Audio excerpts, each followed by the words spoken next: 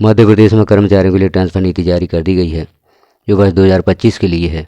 यहाँ हम देखेंगे इससे संबंधित जानकारी।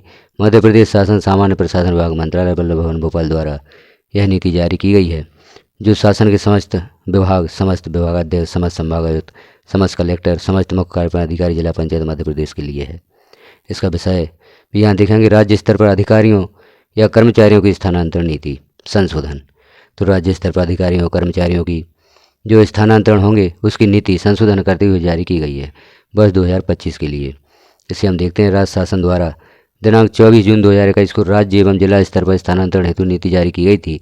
वर्तमान में स्थानांतरण पर प्रतिबंध है, किंतु कार्य सुविधा के दृष्टिगत उपरोक्त नीति की कंडिका 9 का निम्नानुसार संशोधन किया जा रहा है। प्रतिबंध अवधि के दौरान स्थानांतरण का पहला बिंदु है प्रतिबंध अवधि में तथा स्थानांतरण नीति से हटकर सामान्यतः केवल निम्न अपवादिक परिस्थितियों में प्रथम, द्वितीय एवं तृतीय श्रेणी के शासकीय सेवकों के स्थानांतरण आदेश विभागीय मंत्री से प्रशासकीय अनुमोदन उपरांत जारी किए जा सकेंगे।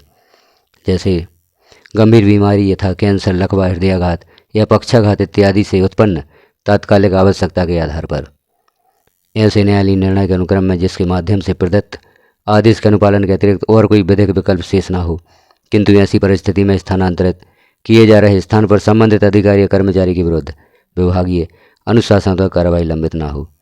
शासकीय सेवक की अत्यंत गंभीर शिकायत या गंभीर अनियमितता या गंभीर लापरवाही जिसमें विभाग द्वारा मध्य प्रदेश सिविल सेवा आचरण नियम 1965 के उल्लंघन के क्रम में मध्य प्रदेश सिविल सेवा वर्गीकरण नियंत्रण तथा अपील 1966 के नियम 14 अथवा 16 के अंतर्गत अनुशासनात्मक कार्रवाई प्रारंभ की जा चुकी है।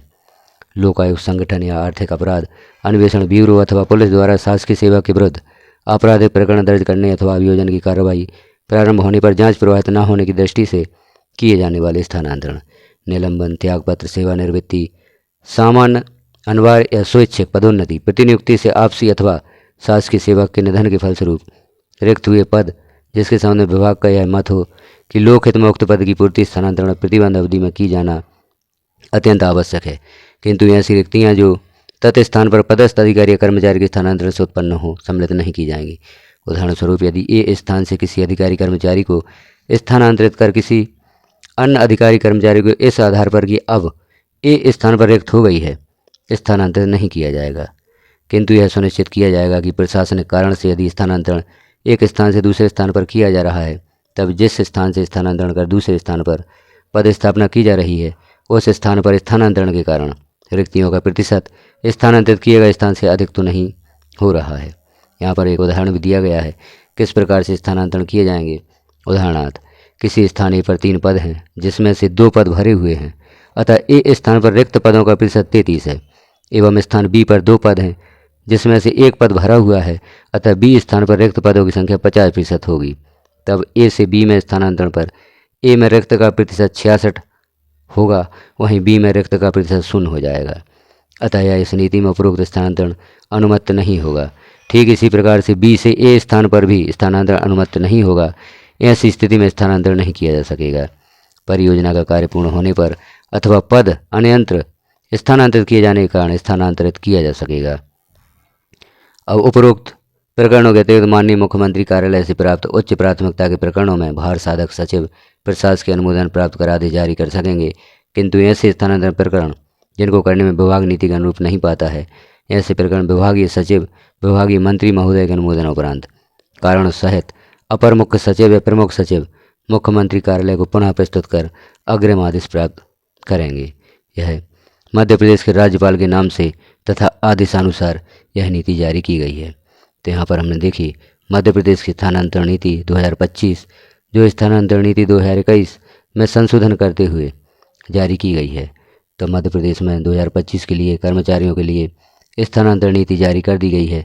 इस नीति के अनुसार ही अब मध्य प्रदेश में ट्रांसफ़र होंगे।